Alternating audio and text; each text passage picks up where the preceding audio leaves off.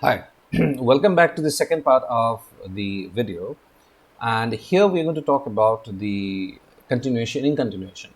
So, in the first part, we covered the major economic policies. We talked about the dollar index. We talked about uh, how an emerging market is being seen and viewed how by or a frontier market is being seen and viewed by the developed economies like that of the US and its foreign and the foreign institutional investors. Now, going forward, let's understand a few more technicalities. So, as I told you, that in this whole bond episode, the bond yield rising, and thus there are significant pullbacks of investments from the emerging market or the frontier market. The asset prices have been in an overvalued zone for some time, and there is a lot of speculation being going on that they are now bound for a southward journey, or some of the pundits are still believing in the bull run, and they say that it's just a consolidation phase and all that. What I've tried to do is that tried to do a holistic analysis of the whole thing. Please understand, there is not one single factor that actually governs whatever happens in the economy, in the world economy. Okay, there is a series of factors, and we perhaps would be doing good only focusing on those top five or top six factors, because for for want of better data, for want of better analysis, it's not possible to actually boil down to each and every specific details. So what I believe is that there are a few significant factors. So those significant factors are perhaps 90 to 95% of the reason that why dollar is being pulled out from the emerging markets and the frontier markets, and why pundits are actually fearing that we are heading towards a stock market crash. So the first thing, in continuation to what we have learned in the previous video, let me now take you through the dollar index. So dollar index is nothing but a basket of currencies. So basket of currencies of what? The five prominent trading partners, consisting of the euro, which is basically the eurozone, and then you have the pound sterling, you have the Swiss franc, then you have the Swedish krona, and last but not the least, you have the Canadian dollar. Now, what happens is that a dollar is being valued in varied proportion, as has been depicted here. Dollar is being valued in varied proportion of a basket consisting of these five currencies, where the weight of euro is around 16%, 60%, pound at 16%, Swiss franc at 12%, Swedish krona at 5%, and Canadian dollar at 7%. So it's like actually a single currency coming out of this basket, which is made up of the which is made out of the constituent of these five currencies in its weighted proportion, against which the dollar is being pegged. But natural that lower the value of the dollar against this basket, better the dollar is in terms of its valuation, which means that it is in good state.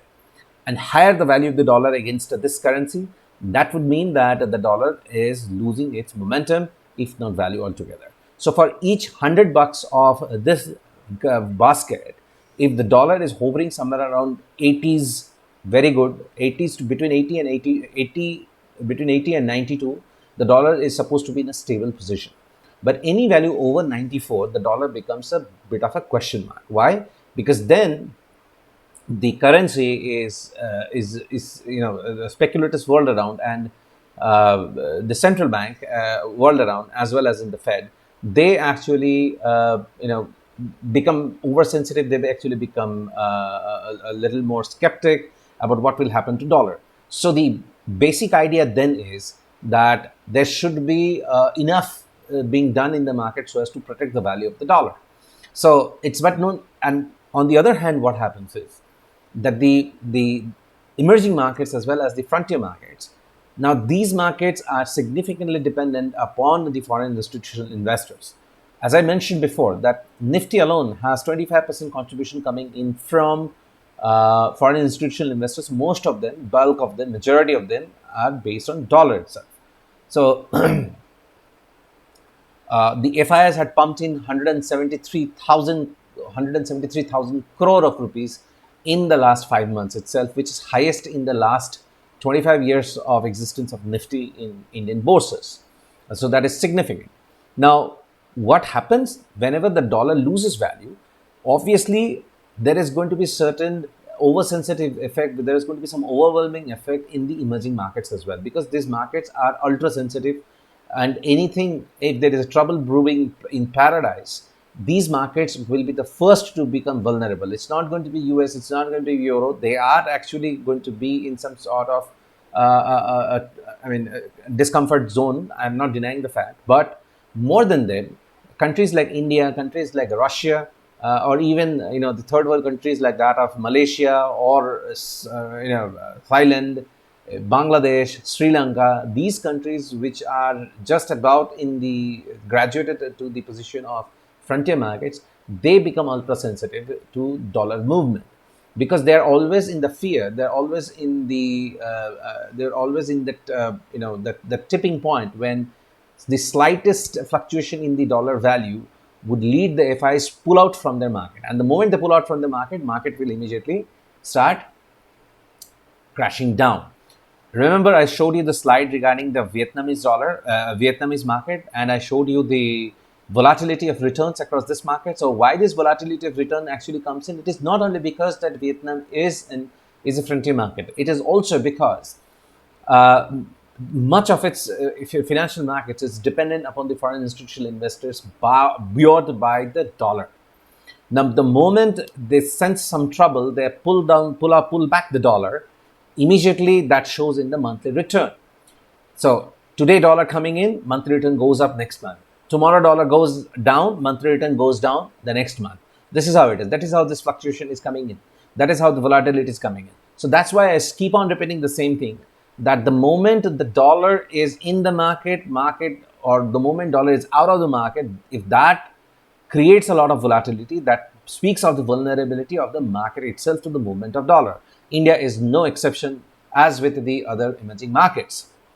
Now, so this is how it is being valued against dollar.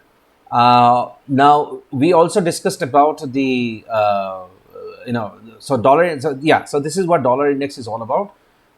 We talked about the markets. We also talked about the technical indicators and parameters in the form of Bollinger Bands, and I showed you that how Bollinger Bands actually acts as the reversal. It actually signifies the moment and time of reversal by spotting the charts whenever the points are at the extreme end of the Bollinger Bands, either on the plus side or on the minus side. There is a strong proclivity for the market to reverse and return to its long-term midline. That is the long-term average, because the long-term average works like that of a piece of magnet. So I have amply explained that. Now that we know different theories, let's now understand what has happened in a nutshell. So I'm going to go back to our presentation slide, and I'm going to create one slide to summarize the whole thing. And I'm sure that now things will become much more easier. All right. So let me first design. I'm going to just take a small blank slide, yeah, and this is how I'm now going to explain. So the first thing that happened was,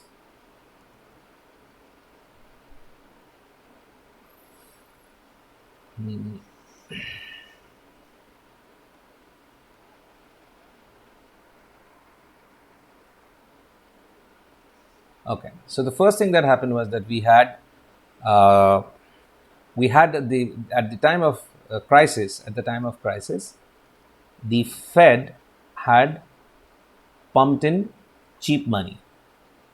Okay, so this cheap money was part of the expansionary monetary policy, not the fiscal policies, expansionary monetary policies. So this provided cheap funding for the corporates, and excess liquidity in the hands of common men. But cheap source of funding would mean cheap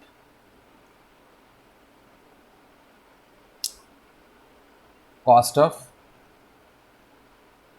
funds and inputs.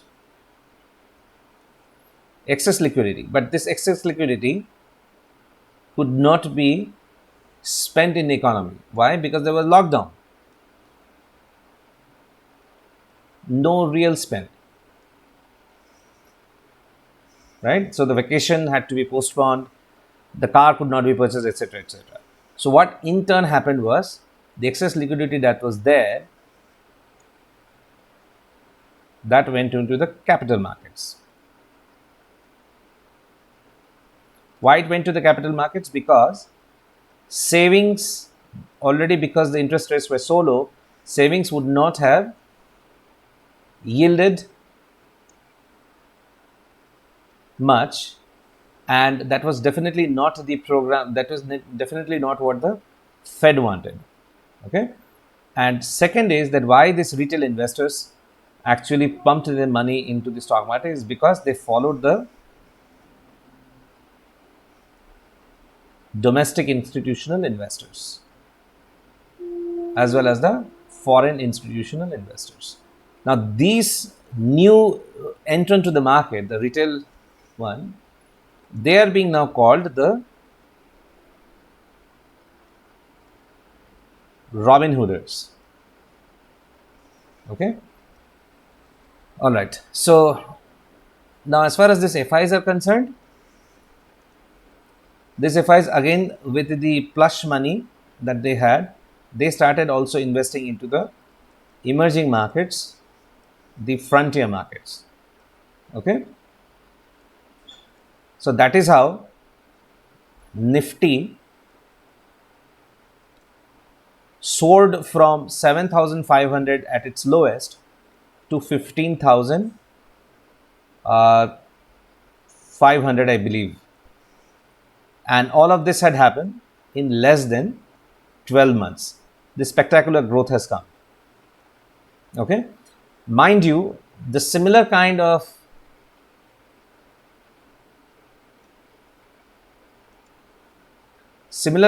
Robin Hooders were there in India as well.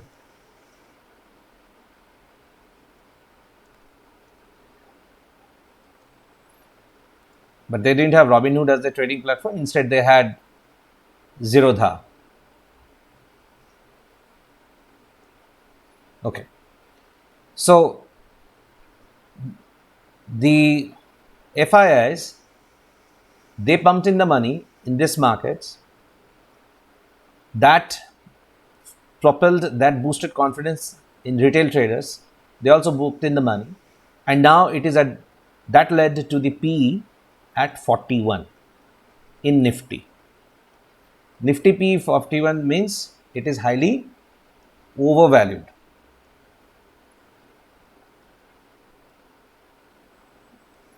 Which means it is anyway due for correction. Mind you, we were already due for correction in the pre-pandemic era.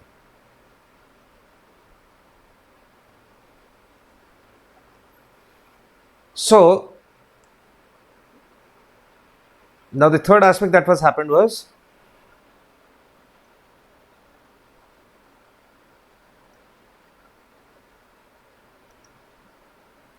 bond yields. That rose. Okay. Why the bond yields did rise? Because there were excess liquidity in the market, and then nobody wanted to buy the same bonds, because it is all about demand and supply, right? So a couple of things happened. Once is Fed borrowed excessively. Because remember that Fed is also running a budget deficit. Okay. And as of now, as I speak, more than out of the $8 trillion that it has borrowed so far, the economy in US is only going to support up to $4.5 trillion, which means that there is a perpetual shortfall of close to $3.5 trillion. So any further liquidity, if Fed tries to pump in, that is going to have catastrophic effect on the dollar, because the dollar cannot remain in the same value and yet provide the same kind of spectacular return. It is just not possible. Hence, people stopped buying these bonds that were there in the market, because understood what is Fed? Fed is nothing more than a bank, right? So how Fed will do this? This will regulate money supply. Regulate money supply would mean that it is going to borrow from somebody, and the same borrowed money will be given back to somebody. with a promised return, something of a promised return here. Now, so long as these people who are lending the Feds, because from an open market operation, they used to buy these bonds from the investors here. So long as these investors perceived the bonds to be valued vis-a-vis the returns that the bonds were generating, they were happily selling those bonds to Fed. Right? But now these bonds are no longer that valuable. If those bonds are no longer valuable, these people don't want to sell these bonds at the same bond at a throwaway price, at a lesser price, because Fed now wants to buy it, but Fed wants to buy it at a lower cost. Okay, lower cost. Why it would like to lower cost? Because there is a looming threat of inflation, and some of the inflation will have to be tapered down. So what is called as the taper tantrum. So Fed would want to buy these bonds at a lower cost from these investors, which does not quite motivate the investors to give it back. So in the meanwhile, because there is a looming threat of inflation, hence now,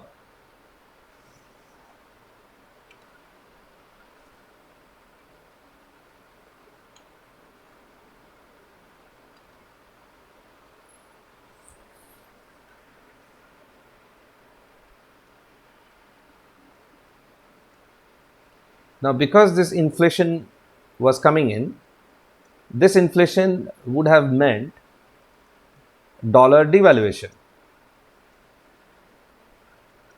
against the basket, which is called as a DX or Dixie. Dollar devaluation, the moment the FI sensed this dollar devaluation, they immediately started pulling their money from the emerging markets.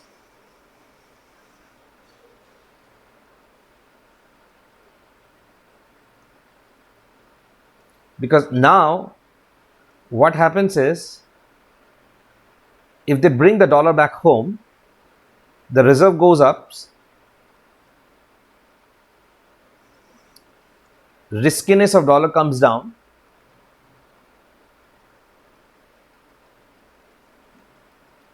for various reasons, including the ones, the limited exposure now in the EMs and the FMs. And the same dollar is going to be invested in the cheaper bonds. Remember, higher yield.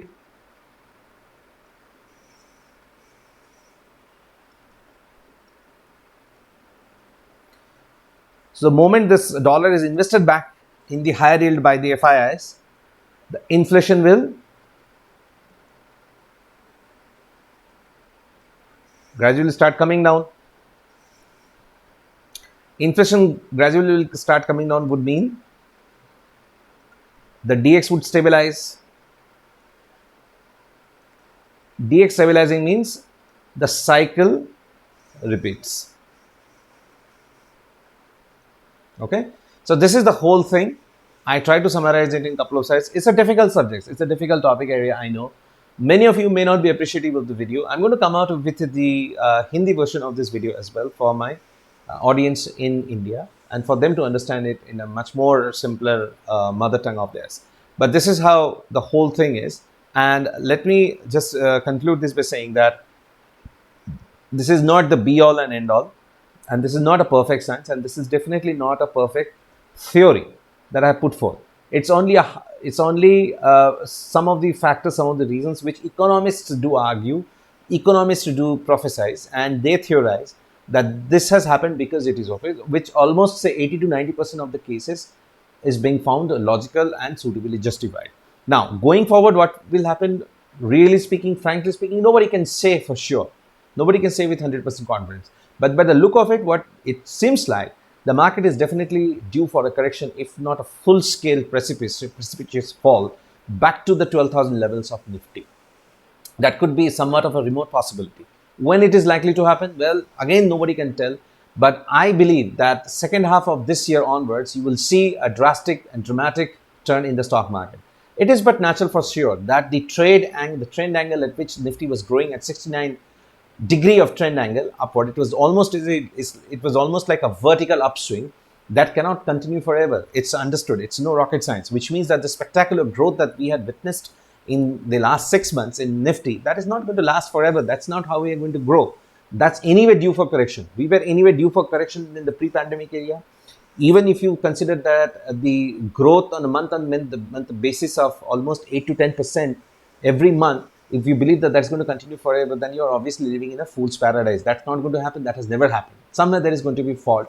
There's going to be halt. There is somewhere there is going to be correction, a major dip, if you may like. And then the second thing is that most of the rating agencies, including the IMF, have already forewarned many governments, including that of India, that any growth going forward can only be seen in 2022 onwards. 2021, this year, we will just be there somehow to mitigate. See, the problem of virus, the pandemic is not yet over.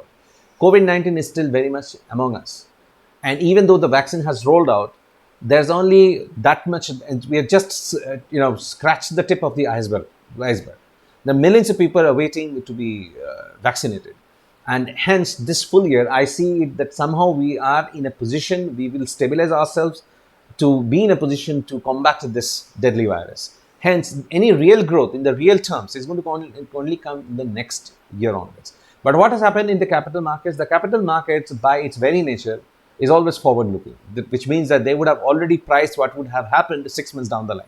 But this time around, because of the rather cascading factors that I have already explained, the euphoria continued unabated, and it seems like that the market has already forward priced it. The capital market has already forward priced the economy at least by 2 to 3 times, which means we might have already priced ourselves, as on date as I speak to you, of 2022, 2023. So only a couple of things then remain. First is either the market stays where it is and let the real economy catch up with it, or it does some kind of correction in itself, or there is a combination of this. The simplest of which can be actually explained by the PE ratio itself. So suppose we have the PE ratio today, okay, so the PE ratio at 41. So we know this figure, this number is unsustainable. So what can happen? So a couple of things can happen, and that is not going to be much of a brain work. So either